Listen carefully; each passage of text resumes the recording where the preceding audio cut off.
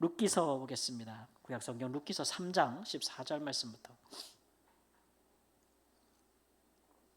사사기는 끝났고요. 룻기서 3장 14절로 18절 말씀까지 보겠습니다.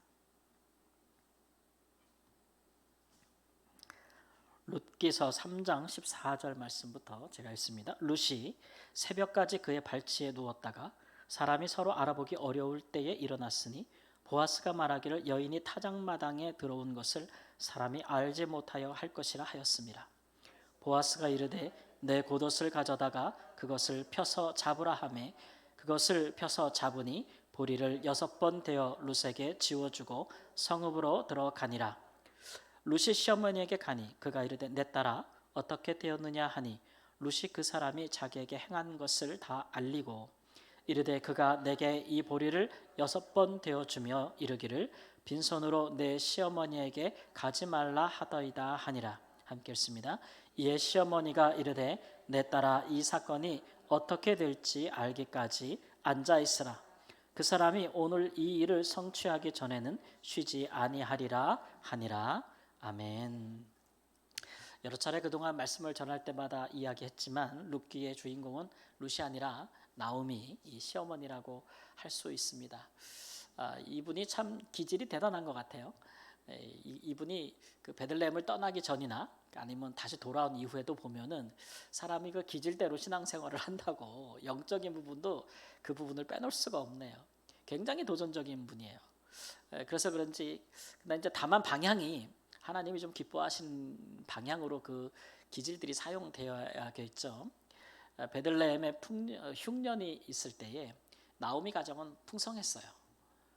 부유했단 말이죠.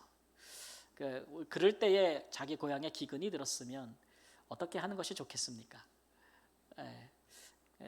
그 기근 중에도 어려운 사람들, 가난한 사람들이 생겨나게 되잖아요, 그렇죠? 자기는 굉장히 풍족했거든요. 그러면 공동체를 향한 그 어떤 종류의 좀 선행과 또 삶, 나눔 그런 것을 보여줬으면 참 좋았을 텐데 이 나오미는 가족들, 남편, 아들 둘을 데리고 이제 타국으로 갔습니다. 타국으로 간 것은 이민을 간 것이죠, 그렇죠? 그래서 돌아올 마음이 없었던 것 같아요. 왜냐하면 거기서 아들들 다 결혼시킨 거 보니까 이방 여인들과 돌아올 마음이 없었고 빈궁하고 어려운 곳을 떠나서 이제 좀 특히 이제 사사시대 이스라엘이 굉장히 공공하지 않았습니까? 그래서 이민 가서 외국에서 잘 살아볼 요량으로 풍족한 건데 모든 것을 정리하고 갔겠지요. 그런데 이제 불행히도 그 계획은 성취되지 않았습니다. 여러분 이민 가는 게 보통 그 용기 갖고 되는 게 아닙니다, 그죠? 자기가 살던 민족과 나라를 떠난다는 게 쉬운 일이 아니거든요. 근데 갔는데 거기서 안타깝게도 하나님이 그들을 도우시지 않으셨죠. 그래서 남편도 죽고 아들 둘도 죽고 굉장히 가난해져서 빈손으로 돌아올 수밖에 없었습니다. 더군다나 돌아올 때는 혹이 하나 붙어서 돌아왔는데 이방 여인 며느리까지 붙어서 왔어요. 그러니까 나는 뭐 얼마 안 살고 이제 죽겠는데 이 젊은 여인은 살게 해줘야 될 거 아닙니까? 그러나 이제 이방 여인이 그것도 과부가 이스라엘 땅에서 산다는 것은 정말 어려운 일 아니겠어요? 그래서 나오미가 그냥 주저앉을 수가 없죠. 그래서 할 수 있는 모든 방법을 강구하는 중에 이스라엘 율법에 이제 기름부음이라고 하는 이제 도덕적인 의무와 율법이 있죠. 그래서 가장 가까운 형제나 친족이나 사촌이나 이렇게 그 거리를 따라서 이제 그 고엘이라고 해서 기름부음을 해주는 건데 기업무릎은 다양한 형태가 있어요. 예를 들면은 내 형제가 살해당했어요. 그러면 내가 그 기업을 물려주겠다는 얘기는 그 복수를 내가 갚아주겠다는 겁니다. 그런 의미도 있고 또 뭐 이렇게 그 빚을 져가지고 그 재산이 다 그 파산났어요. 그러면 그걸 회복시켜 주는 것도 기업 무릎의 한 형태예요. 뿐만 아니라 이제 신분을 회복시켜 주는 것도 있습니다. 빚이 너무 많아서 종으로 팔렸어요. 그러면 가서 종으로 팔린 거를 속환해 주는 거, 그것도 기업 무르는 자의 또 의무이기도 하고, 하나는 이제 자식 없이 죽은, 아들 없이 죽은 자의 여인을 과부를 취하여 자기 아내로 삼아서 그 대를 잇게 해주는 것도 기업 무릎의 한 형태라고 할 수 있겠죠. 그러니까 여러분 입장이면 어느 것이 제일 쉽겠습니까? 어느 정도의 기업 무릎이면 여러분이 해주실 수 있겠어요? 그런데 나오미와 롯의 상황은 굉장히 복합적이에요, 그죠? 아들 결혼해서 과부로랑 결혼해서 아들도 낳아줘야 되고 또 그들에게 또 잃어버린 재산도 다 회복시켜 줘야 되고 여러 가지로 복잡한 사정이니까 또 이게 도덕적인 의무라 뭐 강제성이 없으니까 나오미가 빈손으로 왔는데 그날 먹을 양식도 없는 상태 아니었겠어요? 그러니까 가가지고 무슨 나한테 우리한테 기업을 물어달라고 요구할 만한 당당한 상황은 아닌 것이고 또 기업을 물러줄 수 있는 자격이 되는 가까운 친족들도 보면은 선뜻 나서기가 굉장히 어려운 상황 아닙니까? 실제로 성경을 연구하는 많은 학자들이 실제로 이 기업 무릎이 이스라엘 중에서 행해졌는가에 대해서 굉장히 회의적이에요. 특히 어떤 부분에 회의적이냐면은 복수하는 것에 대해서는 오케이. 살인자를 찾아내서 복수하는 거는 해줄 수 있다. 그 다음에 과부와 결혼해 주는 것도 오케이 해줄 수 있다. 근데 제사는 못 해주겠어요.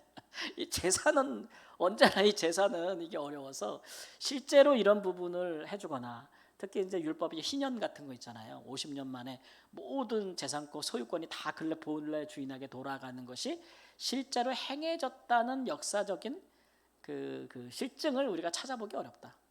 성경에도 그만큼 이제 이 재물 문제, 재산 문제, 돈 문제는 참 지키기가 어렵다. 하나님 말씀을 따르기가 어렵다라는 것에 대한 또 하나의 또 이야기도 한데요. 그러니까 선뜻 보고 기업 물으겠다고 나서줄 사람이 없죠. 또 이 여인도 과부지만 이방 여인이고 또 그 재산까지도 다시 회복을 시켜줘야 되니 그런 일. 근데 또 혹이 하나 딸린 거예요. 누가 딸렸어요? 늙은 시엄마. 늙은 할머니 또 딸린 거예요. 그러니까 이거 참 그분도 과부야. 그러니까 복잡하잖아요. 나설 수 없는 상황인데 이 나오미가 나섭니다. 그래서 우연히 그 룻이 곡식을 주스러 갔다가 잃은 그 밭의 주인이 그에게 친절을 베푸는 것을 봤는데 그의 이름이 보아스인데 굉장히 나이가 많은 사람으로 보여요. 젊은 사람은 아니고 연로한 분인데 참 그 인애가 많다, 헤세드가 많은 분이라서 이렇게 따져 보니까 기업 물을 자가 되는 거예요. 자기 친족 중. 근데 1순위는 아닌 거죠. 몇 순위? 2순위. 2순위인 거예요. 근데 나오미가 이 사람을 딱 점찍은 거예요. 이 사람을 점찍은 거예요. 그래서 자기의 젊은 며느리를 이 사람에게 하기로 하는데 근데 이거 방법이 없잖아요. 그래가지고 이제 타작마당 추수할 때 남자들께서 막 추수하고 들판에서 같이 먹고 마시고 자는데 보아스가 땅 주인이니까 이제 따로 자지 않겠습니까? 종들아 하인들하고는 다르겠죠. 그곳에 밤에 몰래 가라는 거예요. 어머나 세상에 이런. 그래가지고 그 보아스의 발 밑에 이불을 덮고 누우라는 거예요. 이게 뭐 하는 짓이에요? 이거 꼬시는 거지 이거는. 이거 꼬시는 거 아니에요. 굉장히 위험천만한 일을 하고 있는 거예요. 이게 알려지면 굉장한 불명예죠. 누구에게 불명예겠어요? 보아스도 당황스럽지만 이 이방 여인 룻에게 씻을 수 없는 오명이고 또 그 시어머니 나오미에게도 이런 짓을 시키는가 며느리에게 어떻게 사람을 이렇게 꼬여내는가 유혹하는가 이런 흉측한 이런 오해를 살 수 있는 아주 위험한 순간인데 기업 물러 달라는 요구를 할 다를 방도가 없으니 이런 방도를 취하는 겁니다. 그러고 났는데 이상하게 보아스의 그 룻을 향한 태도가 참 인자해요.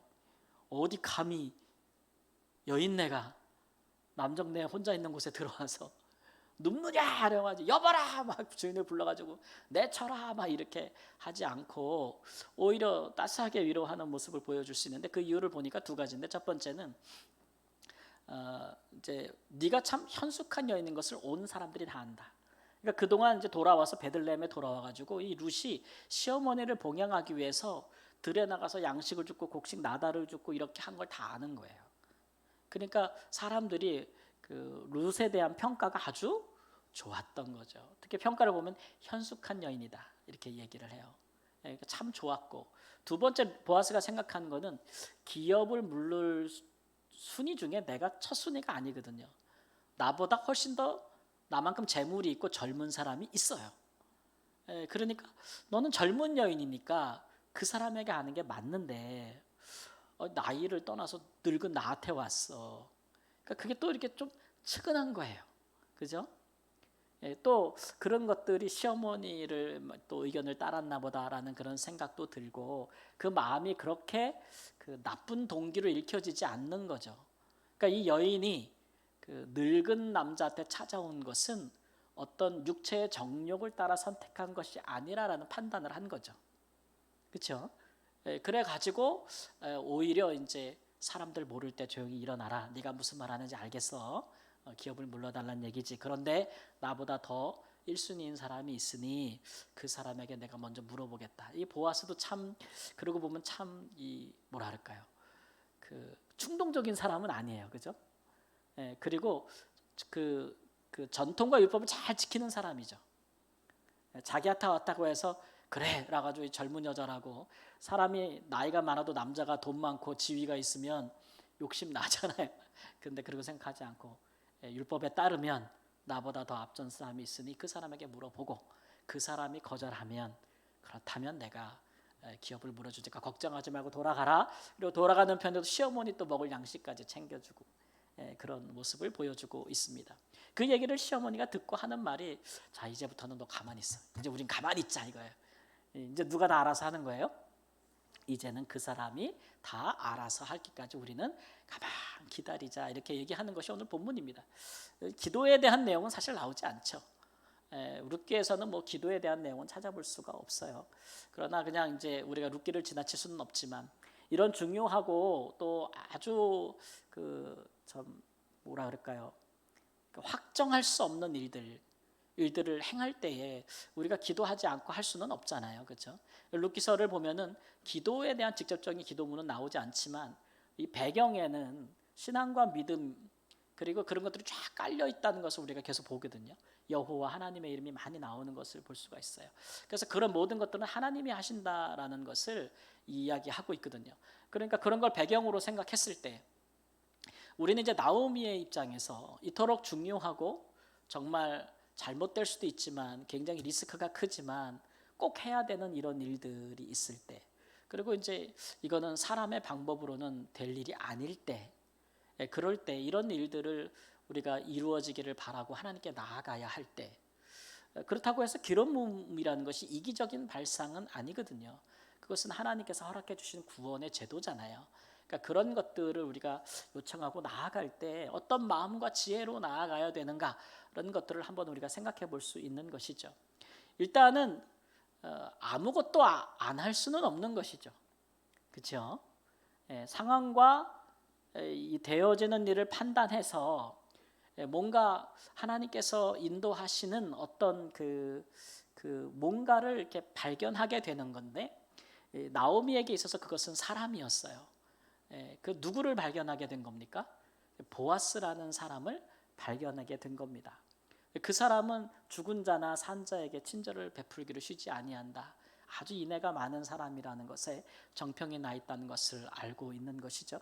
그래서 룻을 통해서 그것을 뭐 평상시에도 알았겠지만 그것을 알게 되어졌을 때에 나오미는 이제 사실 그 사람의 나이나 이런 걸 생각하지 않고 그 사람이 우리의 기업을 물으면 좋겠다라는 그런 이제 마음의 소망이 생겨나게 된 거예요.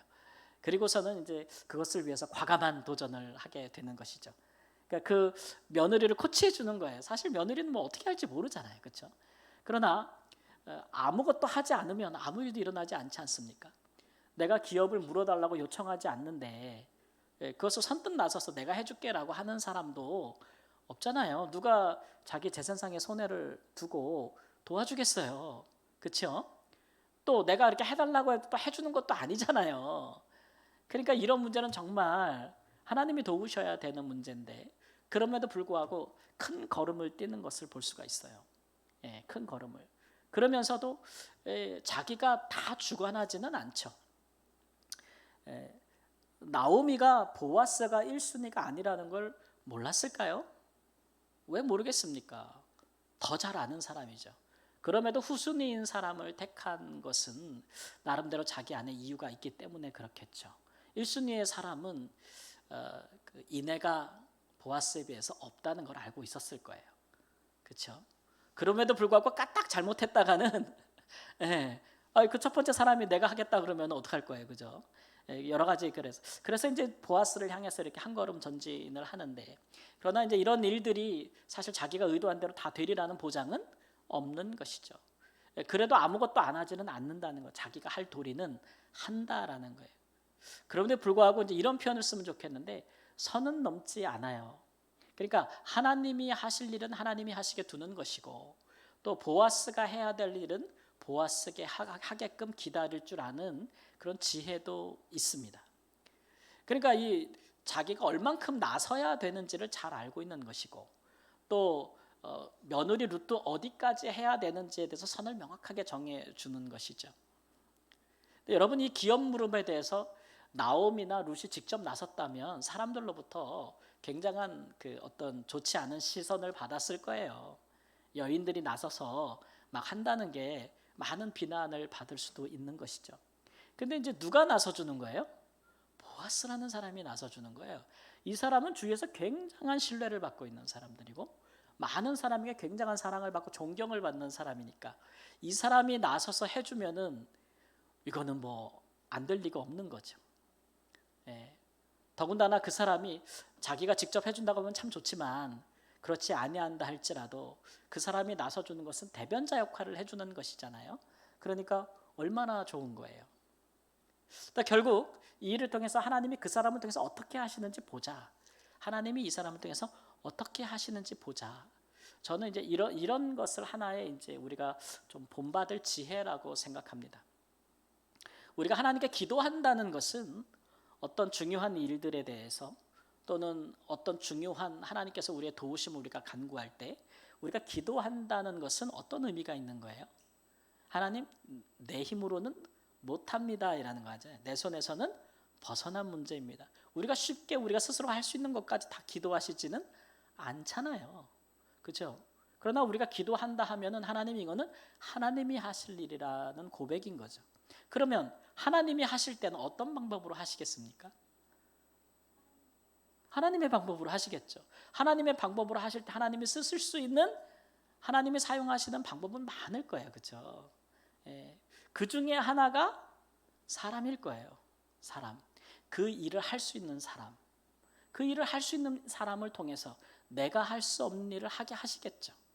그것도 나를 위해서. 누군가 나서주는 거 아닙니까? 그렇죠? 그거는 뭐 옛말에 중이 제 머리 못 꺾는다고 그런 말도 있지만, 내가 나를 위하여 스스로 할 수 없는 그런 부분들을 하나님께서 할 수 있는 다른 사람을 통해서 해주시는 것, 그것도 굉장한 하나님의 응답이죠. 예. 예. 그런 일들이 있을 때 우리가 좀 기다리는 것이 좋습니다. 예. 내가 스스로 나서서 내 것 챙기고 내 목 챙기고 이렇게 하기에는 참 쑥스럽고 하기 참 어려운데, 그런데 하나님께서 다른 사람, 나보다 더 나를 생각해 주는 사람을 통해서 그런 일을 하게 하시고 이룰 수 있다면, 그 열심을 가지고 하게 하신다면 그거야말로 하나님의 큰 응답이죠. 그래서 그런 일들에 우리는 하나님이 협력해서 이렇게 하시는 것들을 볼 수 있는 거예요. 우리가 하나님이 나만 사랑하시고 나만 쓰는 건 아니거든요. 나도 다른 사람을 위하여 사용하시기도 하고, 다른 사람도 나를 위해 사용하시기도 하는데, 이런 하나님의 그 크심을 우리가 잘 모를 때가 있어요. 예. 그 어떤 분들은 이게 잘 안 돼요. 그러니까 뭐가 잘 안 되냐면, 다른 사람이 나를 위하여 섬겨주는 거를 잘 못 받는 분들이 있어요. 예. 그게 잘 안 돼. 불편해. 내가 하는 건 괜찮아. 내가 뭐 누구를 돕거나 아니면 누군가를 섬겨주거나 이런 거는 괜찮아. 그런데 하나님이 다른 사람을 통해서 나를 도우신 거는 자존심이 상해. 그건 또 못하겠어. 이런 분들이 좀 있기는 해요. 반면에 반대로 나는 못하겠어. 근데 다른 사람들이 하는 건 괜찮아. 또 이렇게만 생각하는 분들도 있어요. 둘 다 문제예요. 둘 다 문제. 예. 언뜻 보면은 첫 번째는 좀 괜찮은 것 같아, 그죠? 나는 하니까. 남이 하는 건 또 못 참겠어. 근데 이런 사람들은 이 하나님을 좀 제한하는 역할이 있죠, 그렇죠?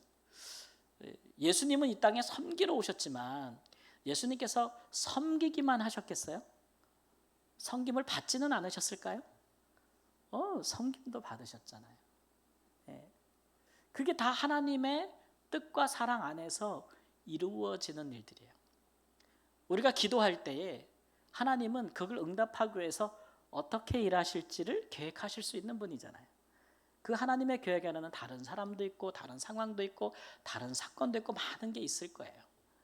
그런 일들이 있는데 우리가 너무 나서면, 그죠? 너무 나 중심으로 너무 나서 버리면 모든 것을 복잡하게 만들 수가 있어요. 때때로는 우리가 할 도리를 딱 하고 그 다음엔 하나님께 맡기고 결과를 뭐예요? 기다릴 필요가 있어요. 하나님이 일하실 시간을 좀 드려야죠. 제일 기다리는 거를 제일 못할 수도 있죠. 그러나 기다림은 되게 유익합니다. 여러분 밥을 할 때 꼭 뭐 하는 시간이 있어요? 바꿔서도 되겠네. 뜸 들이는 시간이 있잖아요. 뜸 안 들이면 밥맛이 어때요? 안 좋잖아요. 질거나 막 그렇잖아요. 그렇죠? 뜸 들이는 시간이 있잖아요. 하나님이 뜸을 잘 들이십니다. 나는 가만히 있고 하나님이 일하시는 시간이 있어요.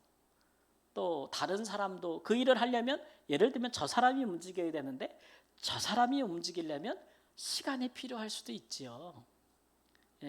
그래서 하나님께서는 그 모든 것들을 협력해서 생각하시는 분이기 때문에 우리가 그런 부분에 있어서 좀 겸손할 필요가 있습니다. 내가 모든 것을 다 주장하고 내가 모든 상황을 다 컨트롤하려고 하고 그러다 보면 내가 이제 하나님처럼 돼요. 그러니까 하나님이 응답하시는데 내가 원하는 방식대로 하나님이 응답을 하셔야 된다고 그렇게 생각하고 그 일에 초도 다른 사람과 어떤 함께 그 연합하는 일을 못하고 계속해서 이제 마찰을 빚고 그렇게 부딪히고 큰 소리가 나고 싸우고 그런 거 많거든요. 참을성이 없으면 우리 인생에 중요한 일이면 일일수록 그렇고 또 우리가 기도하면서 정말 크고 중요한 문제일수록 기다리는 시간은 많습니다. 제일 우리 그런 중요한 문제가 성급하게 이루어질 때 우리의 삶에 문제가 많이 생기죠. 뭐든지 그런 문제는 억지로 하는 법이 아닙니다. 자연스럽지 못해요. 억지로 하면 항상 생채기가 나고 그런 것들이 그때는 괜찮은 것 같아요. 빨리 되는 것 같아서. 그런데 항상 나중에 그만큼의 문제가 깊게 생기기 마련이거든요. 그러니까 그런 일들에 대해서 우리는 하나님의 주권을 좀 인정할 필요가 많다. 하나님의 주권을 좀 인정하자라고 하는 것이죠. 그래서 뭐 예를 들면은 이 순간에 보아스가 다른 사람 먼저 된 사람이 있으니 그 사람에게 내가 물어보고 그 사람에게 먼저 권리가 있으니 그 사람이 안 한다고 하면 내가 하겠다. 그렇게 말했을 때 시엄마가 나오미가 이런 일이 잘못될 수도 있겠다. 이대로 가만히 있을 수는 없다.